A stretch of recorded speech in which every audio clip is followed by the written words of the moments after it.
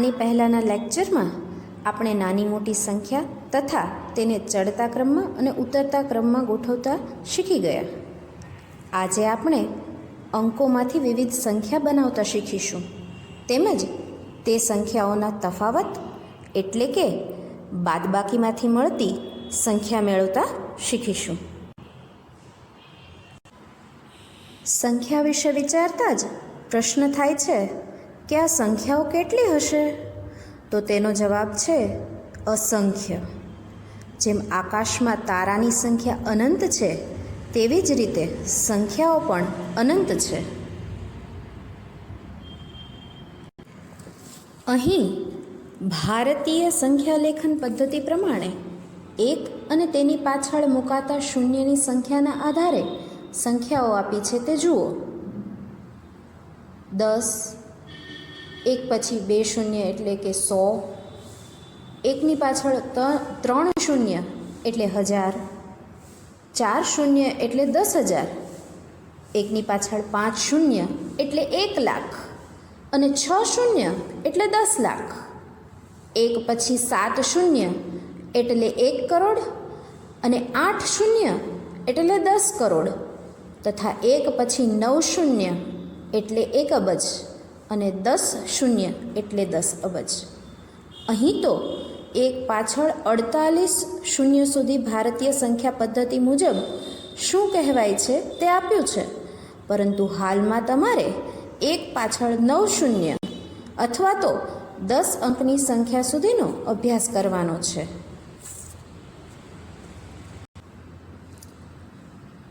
બાળમિત્રો, સંખ્યા કોઈ પણ હોય, પરંતુ તે બને છે તો 0 થી 9 સુધીના અંકો વડે જ. હવે વિદ્યાર્થી મિત્રો, મેં ગઈકાલે કહ્યા પ્રમાણે તમે નોટ, પેન અને તમારું ગણિતનું પાઠ્યપુસ્તક લઈને તો બેઠા જ હશો. તો તમારા ગણિતના પાઠ્યપુસ્તકમાં પાના નંબર 3 પર જુઓ. એમાં આપ્યું છે કે તમે કેટલી સંખ્યા બનાવી શકો છો. આ પાનું તમારે ધ્યાનથી વાંચવાનું છે. જો એમાં લખ્યું છે, ધારો કે તમારી પાસે 4 અંકો છે, 7, 8, 3 અને 5. આ અંકોનો ઉપયોગ કરીને 4 અંકની સંખ્યા બનાવવા ઈચ્છો છો, જેમાં કોઈ પણ અંકનું પુનરાવર્તન થતું નથી, એટલે કે કોઈ પણ અંક ફરી વખત વાપરવાનો નથી.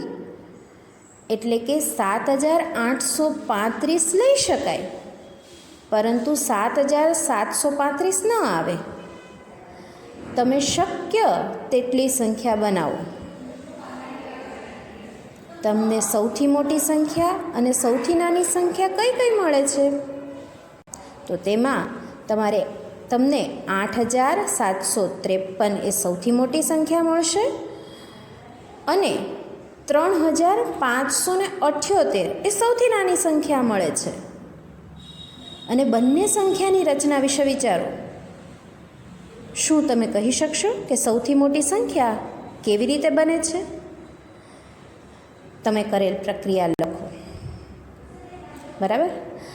તો આ પાનું તમે ધ્યાનથી વાંચ્યું, એમાં તમને વિચારવાનું કીધું છે કે સૌથી મોટી સંખ્યા કઈ રીતે મળે છે. તો જુઓ, 8,753.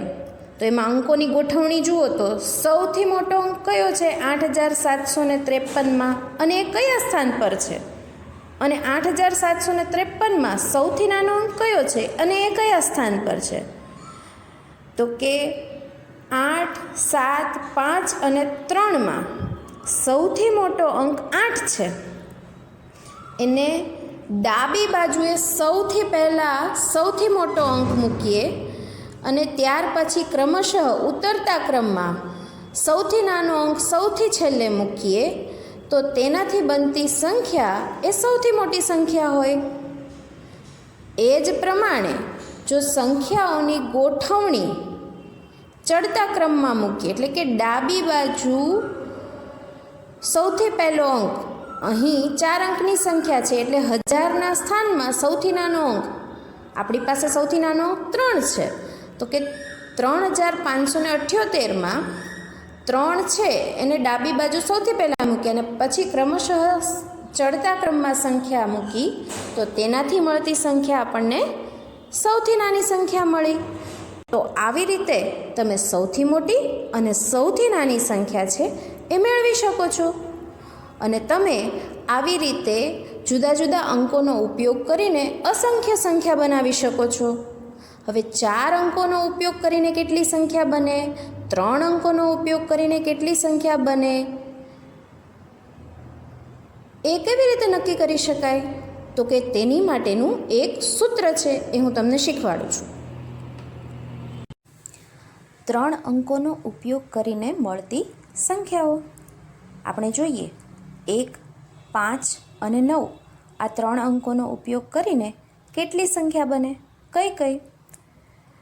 તો અહીં 1, 5 અને 9 આ 3 અંકોનો ઉપયોગ કરીને કુલ 6 સંખ્યાઓ મળે છે. 159, 195, 519, 591, 915 અને 951. તમે જોઈ શકો છો કે તેમાં 159 એ સૌથી નાની સંખ્યા છે, જ્યારે 951 એ સૌથી મોટી સંખ્યા છે. તો સૌથી નાની સંખ્યા બનાવવા માટે મેં અંકોને તેના ચડતા ક્રમમાં ગોઠવ્યા છે. એટલે કે સૌથી નાની સંખ્યા ડાબી બાજુ સૌથી પહેલાં. 159માં 1 છે એ મેં ડાબી બાજુ સૌથી પહેલાં ગોઠવ્યા છે. એનાથી મોટી સંખ્યા છે 5 એની પછી, અને સૌથી મોટા 9 છે. આમ અંકોને તેના ચડતા ક્રમમાં ગોઠવતા તેનાથી બનતી સૌથી નાની સંખ્યા મળે. એવી જ રીતે સૌથી મોટી સંખ્યા મેળવવા માટે મેં અંકોને તેના ઉતરતા ક્રમમાં ગોઠવ્યા છે. તમે જુઓ, 951માં સૌથી મોટી સંખ્યા 9 છે. એ 9ને મેં ડાબી બાજુ સૌથી પહેલાં મૂક્યા છે. તેનાથી નાની સંખ્યા 5 છે એની પછી, અને સૌથી નાની સંખ્યા 1 છે એ સૌથી છેલ્લે. આમ અંકોને તેના ઉતરતા ક્રમમાં ગોઠવતા સૌથી મોટી સંખ્યા મળે. આમ 1, 5 અને 9 એ 3 અંકો વડે કુલ 6 સંખ્યા મળે છે. પરંતુ અહીં જો 1ની જગ્યાએ 0 હોય તો? આપણે જાણીએ છીએ કે 059 બરાબર 59 અને 095 બરાબર 95, અને 59 અને 95 એ બંને 2 અંકની સંખ્યા છે. એટલે જો 3માંથી કોઈ પણ એક સંખ્યા 0 હોય તો તેમાંથી બનતી માત્ર 4 જ સંખ્યા મળે. પરંતુ 0 સિવાયની જુદી જુદી કોઈ પણ 3 સંખ્યાઓ માટે, એટલે કે 1 થી 9 વડે બનતી સંખ્યાઓ માટે 3 અંકો વડે કુલ 6 સંખ્યા બને. આ માટે તમે નીચેના સૂત્રનો ઉપયોગ કરી શકો છો. 3 થી 1 સુધી ઉતરતા ક્રમમાં ગુણાકાર, એટલે કે 3 ગુણ્યા 2 ગુણ્યા 1, 3 દુ 6 એકા 6, એટલે કે 3 અંકો વડે કુલ 6 સંખ્યા મળે. તો હવે વિચારો કે 0 સિવાયના જો કોઈ પણ 4 અંકો આપ્યા હોય, એટલે કે 1 થી 9માંથી જુદી જુદી કોઈ પણ 4 સંખ્યા, તો કેટલી સંખ્યા મળશે? તેનો જવાબ છે 4 થી ઉતરતા ક્રમમાં 1 સુધી ગુણાકાર કરતાં મળતી સંખ્યા બરાબર 4 ગુણ્યા 3 ગુણ્યા 2 ગુણ્યા 1. 4 તેરી 12 દુ 24 એકા 24. આમ 0 સિવાયના જુદા જુદા 4 અંક આપ્યા હોય તો તેના વડે તમે 24 સંખ્યા બનાવી શકો છો. જુઓ, હું અહીં જુદા જુદા શબ્દો વાપરું છું, કારણ કે જો કોઈ પણ જુદા જુદા અંકો ન આપ્યા હોય, દાખલા તરીકે 5, 7, 7 અને 1 આવી રીતે સંખ્યા આપી હોય, જો 7નો 2 વાર ઉપયોગ કરવાનો હોય તો તમને 24 સંખ્યા નહીં મળે. આ માટે જુદી જુદી 4 સંખ્યાઓ હોવી જોઈએ, અને તે પણ 0 સિવાયની. તે માટે તમે આ સૂત્રનો ઉપયોગ કરી શકશો.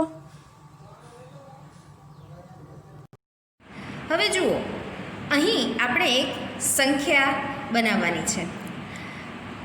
આની માટે આપણને 4 આંકડા આપેલા છે, 8, 7, 2 અને 1. આ 4 અંકોનો ઉપયોગ કરીને આપણે અસંખ્ય સંખ્યાઓ, આમ તો 24 સંખ્યાઓ બનાવી શકાય. કઈ રીતે બનાવી શકાય તો જોઈએ. ક્રમશઃ સંખ્યાના સ્થાન ફેરવીને મેં હજારના સ્થાનમાં 7, 100ના સ્થાન પર 2, દશકના સ્થાન પર 1 અને એકમના સ્થાન પર 8 મૂક્યું, તો એનાથી બનતી સંખ્યા મને મળી 7218. હવે જો સંખ્યાના સ્થાનની અદલાબદલી કરી નાખું તો સંખ્યા પણ ફરી જશે. દાખલા તરીકે 2ના સ્થાન પર 7 અને 7ના સ્થાન પર 2 મૂકી દઉં તો બનતી સંખ્યા છે એ ફરી જશે. આ સંખ્યાને આપણે કહીશું 2718. હવે 1 અને 7ના સ્થાનની અદલાબદલી કરી નાખીએ તો બનતી સંખ્યા જોઈએ 2100. 7 8 78 એટલે કે 2178. હવે 8 અને 1ના સ્થાનની અદલાબદલી કરી નાખીએ તો મળતી સંખ્યા બની 2800.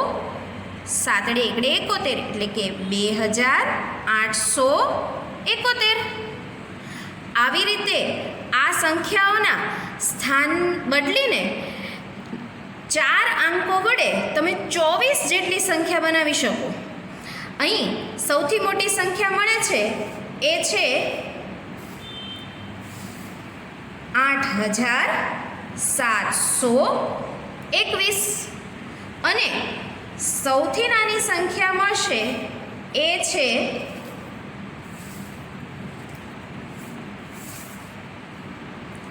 1278.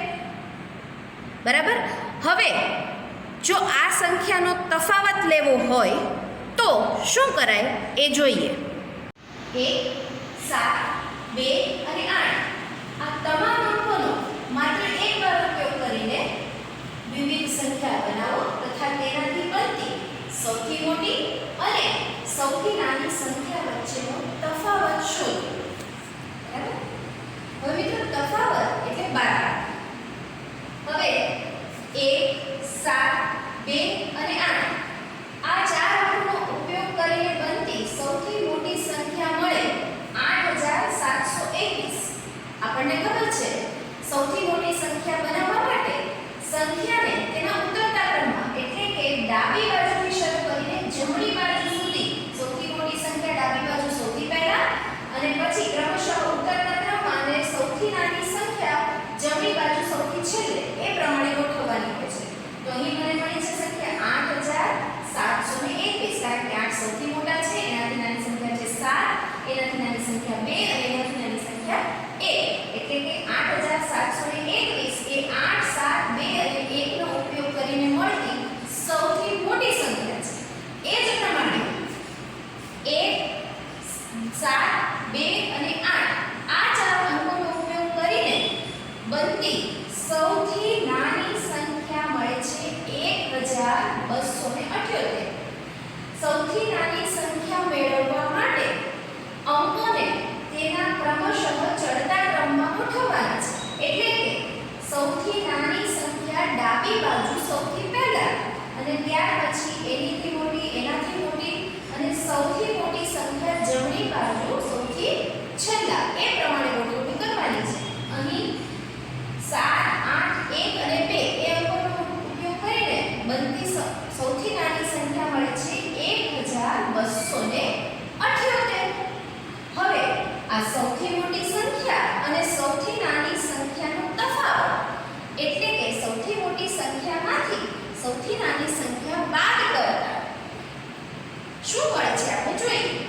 તો કે 8721 ઓછા 1278.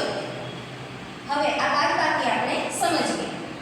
1 છે એ 8 કરતા નાની સંખ્યા છે એટલે 1 માંથી 8 નહીં જાય એટલે એને બગડા પાસેથી મેળવવો પડે 10 ને 1 11. 11 માંથી 8 જાય તો મળે એકડા પાસેથી એકડાએ દસકો લઈ લીધો એટલે અહીંયા વધ્યા છે 1. હવે 1 માંથી 7 જાય નહીં એટલે એણે બાજુમાં 7 પાસેથી મેળવવો પડે દસકો.